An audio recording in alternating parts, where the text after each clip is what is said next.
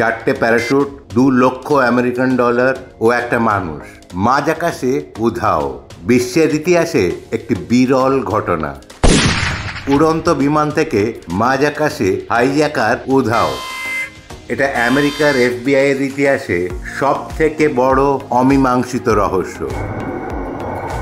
24শে November 1971 সাল দুপুরবেলা আমেরিকার পোর্টল্যান্ডে নর্থ ওয়েস্ট ওরিয়েন্ট এয়ারলাইন্সের টিকিট কাউন্টারে একজন মাঝবয়সী ভদ্রলোক এসে দাঁড়ালেন। তিনি নিজেকে ড্যান কুপার নামে পরিচয় দিয়ে পোর্টল্যান্ড থেকে সিয়াটেল যাওয়ার ফ্লাইট নাম্বার 305-এর একটা টিকিট কাটলেন এবং তার দামটা ক্যাশে দিয়ে দিলেন।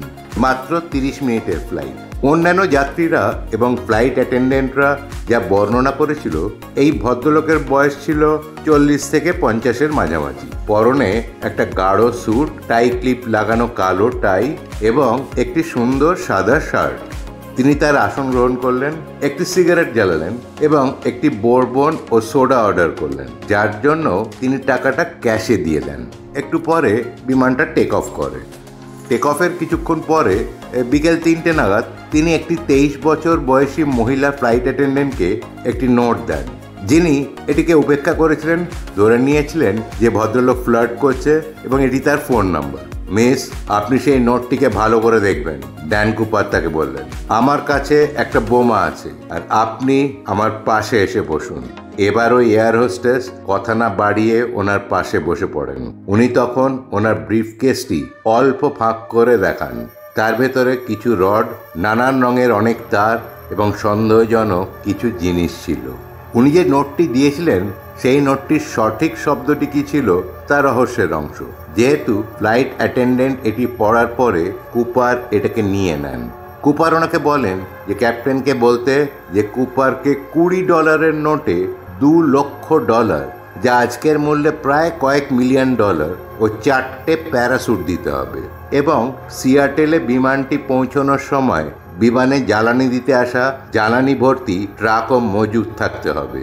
টাকা প্যারাশুট পেয়ে গেলে ও জ্বালানি ভরা হয়ে গেলে তিনি যাত্রীদের ও বেশিরভাগ ফ্লাইট অ্যাটেন্ডেন্টদের মুক্তি দিয়ে দেবেন। তারপর তিনি যেখানে বলবেন সেখানে তাকে প্লেনে করে নিয়ে যেতে হবে। কোনো রকম চালাকি মারার চেষ্টা করলে তিনি বোমা ফাটিয়ে প্লেনটাকে উড়িয়ে দেবেন। ফ্লাইট অ্যাটেন্ডেন্ট ক্যাপ্টেনের কাছে সেই দাবি নিয়ে আসেন। ক্যাপ্টেন অফিসে যোগাযোগ করেন। এয়ারলাইন্সের প্রেসিডেন্ট পূর্ণ সহযোগিতার অনুমোদন দেন। ক্যাপ্টেনকে বলা হয় যে অত টাকার ক্যাশ জোগাড় করতে যে সময় লাগবে, ততক্ষণ আকাশে একটু সময় কাটাতে। যাত্রীদের জানানো হয় যে যান্ত্রিক সমস্যার কারণে অবতরণ করতে একটু সময় লাগছে, তাই কি ঘটেছে অন্য যাত্রীরা তা জানতে পারেননি। বিকেল 5:39 বিমানটি অবতরণ করে। একজন এয়ারলাইন কর্মচারী একটি নগদ ভর্তি ন্যাপস্যাক এবং প্যারাশুট সরবরাহ করেছিলেন এবং কুপার সমস্ত যাত্রী এবং 2জন ফ্লাইট পরিচারককে বিমানটি ছেড়ে যাওয়ার অনুমতি দেন। রিফুয়েলিংয়ের সময় কুপার ক্রুদের কাছে তার পরিকল্পনার রূপরেখা দেন। নেভাদায় আরও একটি রিফুয়েলিং স্টপ সহ মেক্সিকো অভিমুখে একটি দক্ষিণ পূর্ব দিকের পথ। 2 ঘন্টা পর বিমানটি টেক অফ করে।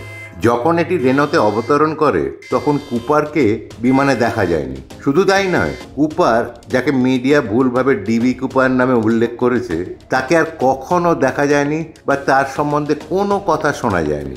আশ্চর্যজনকভাবে কোনো প্যারাশুট পাওয়া যায়নি এবং মুক্তিপণের টাকা ব্যবহারও করা হয়নি বলে জানা যায়। আন্দাজ করা যায় যে তিনি রাত 8টা থেকে 8:15 নাগাদ প্যারাশুট নিয়ে এমন একটি জায়গায় ঝাঁপ দেন যেখানে নিচে একটি জঙ্গল ছিল।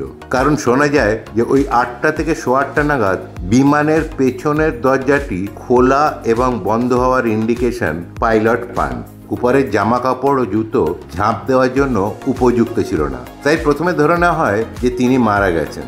কিন্তু পরবর্তীকালে আরও কয়েকজন একইভাবে টাকা নিয়ে প্লেন থেকে লাফ মারে এবং বেঁচে যায়। যদিও তারা পরে ধরা পড়ে, কিন্তু কুপারের কোনো খোঁজ পাওয়া যায়নি।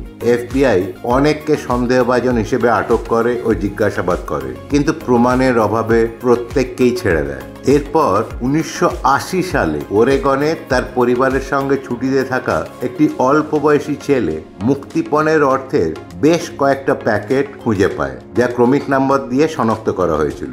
এর ফলে কুপার বা তার দেহাবশেষের জন্য এলাকায় তীব্র অনুসন্ধান শুরু হয়, কিন্তু কিছুই কখনো পাওয়া যায়নি। এটা একটা অভূতপূর্ব ঘটনা, যা আমেরিকার তথা বিশ্বের ইতিহাসে বিরল। আজ এই পর্যন্তই। পরে আরেকটা ভিডিও নিয়ে আপনাদের সঙ্গে দেখা হবে। আশা করি ভিডিওটা ভালো লেগেছে। ভালো লাগলে প্লিজ সাবস্ক্রাইব, লাইক ও অন্যদের সঙ্গে শেয়ার করবেন। ভালো থাকবেন, সুস্থ থাকবেন। ধন্যবাদ।